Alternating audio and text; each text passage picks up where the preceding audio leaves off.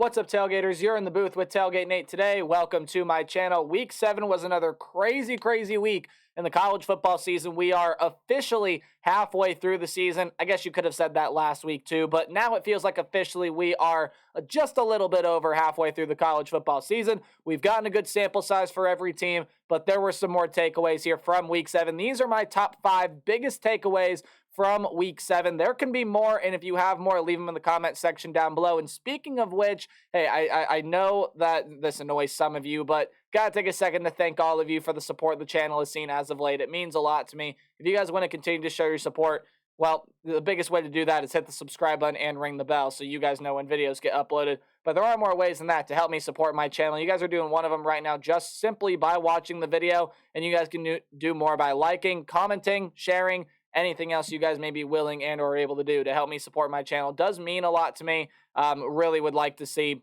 the channel keep growing the way that it has. So thank you guys so much. But let's go ahead and dive on into Week 7 takeaways. These again, maybe you learned some more things from Week 7, but these are my personal top takeaways from Week 7. We're going to start at number 5, and you guys know I love to show love to the group of 5. If my slide would change here. There you go. We have our front runners for the group of 5 spot. And I'm very sad to say that James Madison will not be included just because of the very dumb the FCS to FBS transfer rules.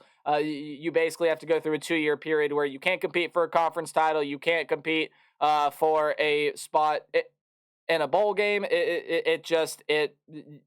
It's a very dumb rule. I feel really bad for James Madison fans because that team is really good. Foreshadowing to my top 25 video later on today. But we do have our 2 front runners for a group of 5 spots. It's the Air Force Falcons and it's the Tulane Green Wave. Right now, I think I would slightly favor the Air Force Falcons just because of their unbeaten record. But Tulane's only loss was to a Power 5 program. It was to the Ole Miss Rebels. So these are the 2 teams right here that I believe should be the 2 teams competing for spots in the group of 5 to get into the New Year's 6 bowl game, right? Air Force was able to rally back and beat the Wyoming Cowboys. It started off really well for Wyoming. Hey, that's still a really good team, and if chaos reigns, Wyoming can absolutely still compete for a spot. So can the likes of Fresno State. But the Air Force Falcons are the front runner right now. That rush game is absolutely phenomenal. The quarterback, Zach Larrier, 20 carries, 111 yards, 1 touchdown. Emmanuel Michel ran really well for them as well. And again, like I said in my preview,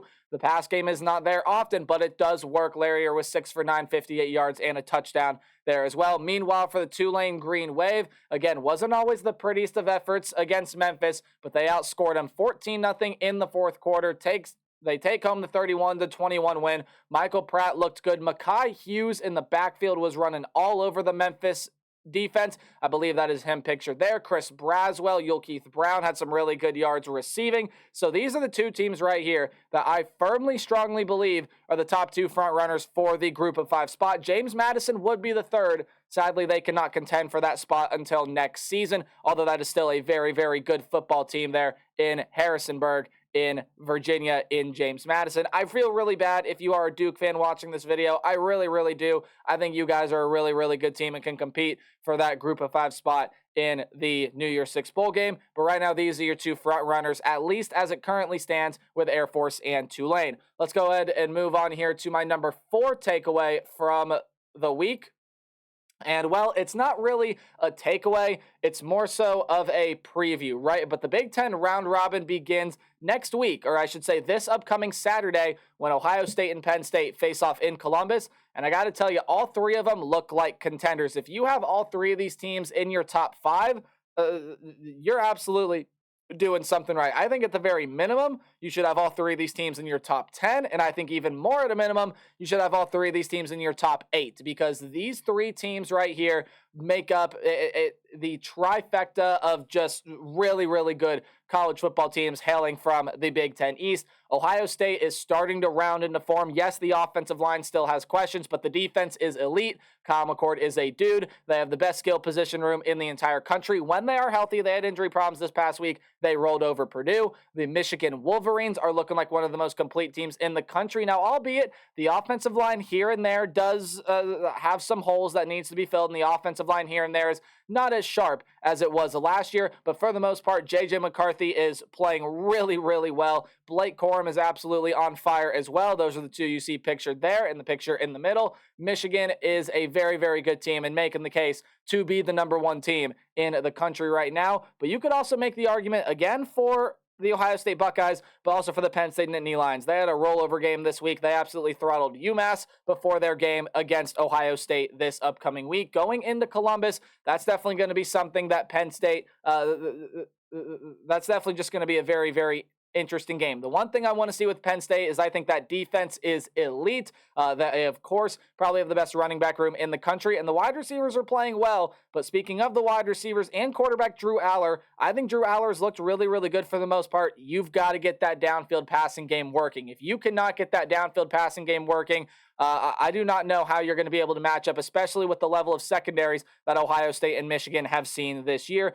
But it's really, really exciting times right now because the Big Ten round robin begins. Again, all three of these teams have to play each other. Penn State and Michigan will play in Happy Valley on November 11th. And then, of course, it's the game in the Big House to wrap up the season on November 25th. But Ohio State and Penn State play this upcoming weekend. Guys, it's going to be a very, very fun matchup. So every other week now, you're going to get to see these two teams play, or I should say, not every other week.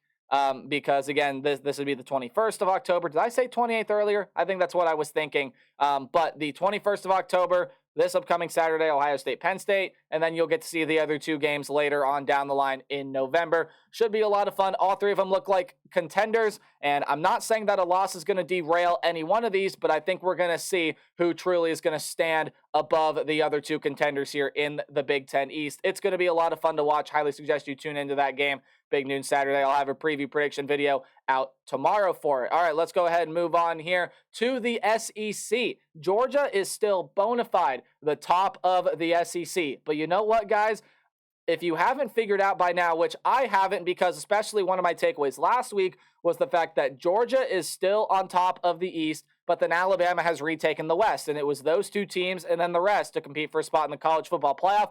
Right now, it might just be Georgia and then everybody else, and Georgia might not even be at the top yet either because, again, Brock Bowers is out with injury. Now, that's something that Georgia can't help. Brock Bowers just had surgery. He's going to be out for 4 to 6 weeks, but this is a Georgia team that still has not been as dominant as it has been in weeks past. They only beat Vanderbilt by 17, which Vanderbilt is a much improved team, and 13 of those 20 points allowed came in the fourth quarter, so make of that what you will. But not having Brock Bowers is going to hurt, especially with some of the level of competition you have coming up. Guys, the SEC could eat itself alive. Imagine a scenario like this.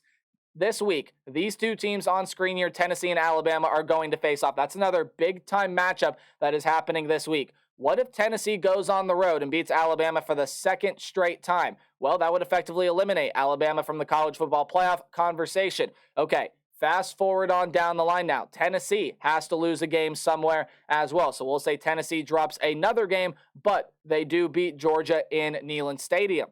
So there is that there as well. Then, what happens if Alabama, sitting at 10-2, wins the SEC West, Georgia sitting at 11-1, lone loss to Tennessee, goes and makes it to the SEC championship game because Tennessee already has a conference loss to Florida, so that would leave them with 2. So Georgia would win the tiebreaker, assuming that Georgia and Tennessee both are able to take care of Missouri and everything like that. If Georgia faces at 11-1, Alabama at 10-2, Bama beats Georgia in the SEC championship game, so every single SEC team sits with 2 losses. Yes, that sounded crazy, and yes, it was everywhere, but it is not out of contention to happen.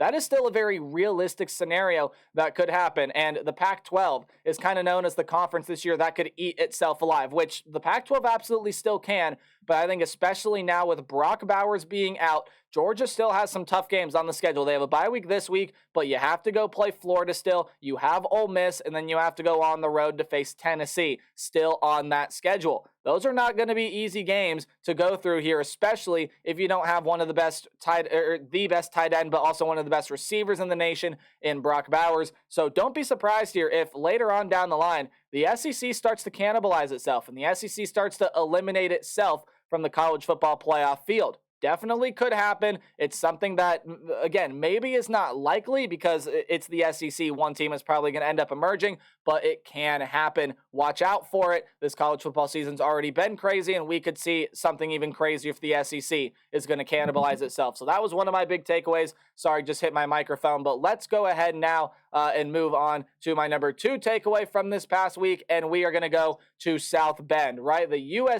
USC Trojan defense cost them again. Notre Dame was able to hang 48 points on the USC Trojans, and I'm pulling up stats right now, but this was a game that was just out of hand from the start. I mean, you could kind of tell with the way things were going on is that Sam Hartman and company were going to take control of this game. Now, Sam Hartman definitely did not have his best statistical day. He was only 13 of 20, 126 yards and 2 touchdowns. But again, he didn't really have to be on the field all that much. He didn't have to do too much. Audric Estime was really, really good. 22 carries for 95 yards and 2 touchdowns.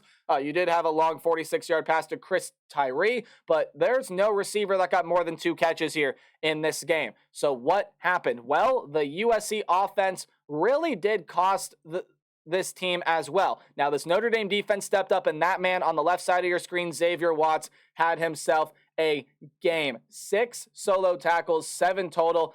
Believe he had 2 interceptions, and I believe recovered a fumble in there as well. Yep, he did. He recovered a fumble, and he ended up getting a touchdown there during this game as well. So Xavier Watts had himself an absolute day. This is a Notre Dame defense that really stood on its head, that played really, really well. But this is also a USC offense that cost them. Caleb Williams threw 3 interceptions in this game. And some of those throws, he just did not read the defense right. He just didn't read it right at all. This is a Notre Dame defense that didn't allow much on the ground here at all. 37 carries for 103 yards. And for those of you that aren't that sharp with math, it's okay. I'll help you. That's 2.8 yards per carry allowed by this Notre Dame team. USC does have a pretty solid rushing attack here as well. So what did this game prove? Well, if it wasn't for that loss to Louisville here by the Notre Dame Fighting Irish, Notre Dame is absolutely still a contender in the college football playoff. But more importantly for the USC Trojans, are they really contenders? I think USC is kind of in a tier below these next 2 teams that I'm about to talk about here in Oregon and Washington in the Pac-12. Washington and Oregon are definitively atop the Pac-12. Now, I know there was a winner and loser in Seattle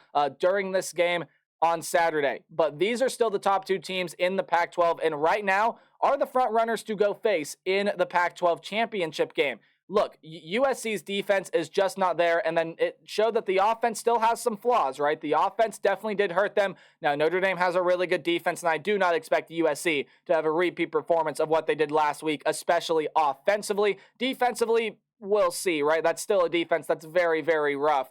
But Washington and Oregon in this epic game in Seattle absolutely proved to me, and I think it should have proved to the rest of the country, that these are the best 2 teams in the Pac-12 conference, and this game was legendary. This game was so much fun. It was back and forth. Washington took a great lead. Oregon was able to battle back, retake it. Washington retook the lead. Oregon drives down the field, a field goal for overtime, and he just pushes it wide. This game had everything. It was so much fun. It was a very, very good battle. And again, I said in my preview video, both these quarterbacks were going to make Heisman-like statements. I don't know that either of these quarterbacks quite did that, but both of these stat lines look very, very good. 337 yards, 2 touchdowns on 33 of 44 for Bo Nix, and for Michael Penix, little less than in completion percentage, 22 of 37, but 302 yards, 4 touchdowns, 1 pick. Running games were working really well for both of these 2 teams. However, Oregon did outgain Washington in this game, and I believe Oregon outgained Washington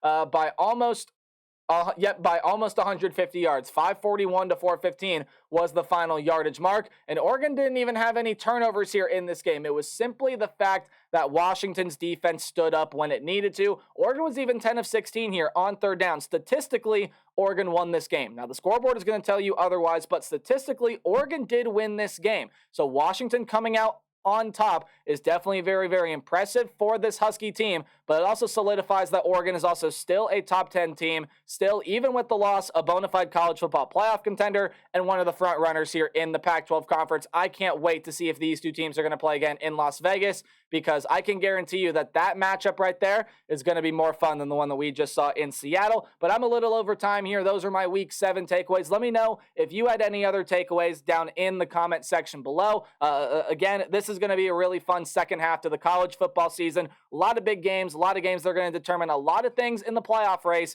Guys, the second half of the season is going to be a lot of fun. So let me know any thoughts you have in the comment section down below. And hey, as always, remember to play hard but tailgate harder. I will see all of you guys in the next video. My top 25 will come out later today. Goodbye.